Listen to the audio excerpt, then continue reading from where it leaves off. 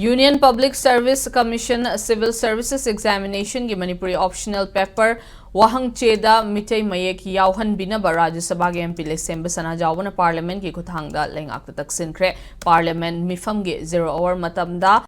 MP Sanajaoba na UPSC na lauba Civil Services Examination singda Manipuri bu optional subject ama oina lauriba candidate singna answer iba matamda Bengali Mayek natraga Meetei Mayek ta iba yahalli adumakpo Manipuri optional paper gi wahang cheda Bengali Mayek khaktada nambana Bengali script khanjadaba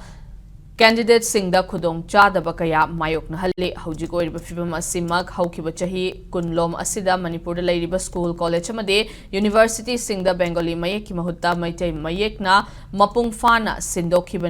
sindokibanani haike MP na makata na state asigi mahiroi sing Bengali Mayek tamkhidabana mahiroi ayamba Bengali Mayek iba amadi paba ngamdre adumakpo UPSC na Bengali script khaktada wahangche namduna Manipuri candidate sing asida tangai fadana Bengali Mayek padaba amadi khangdaba yadabagi fibam oirakle masina mahiroi singda lolgi khudong chadaba mayok nahali haiba wafam pukhatke loyana athuba matamda issue asigi matangda UPSC amadi mari lenaba authority singda pukhatuna chapchaba thabak laukhatpinabasu MP Sanajaoba na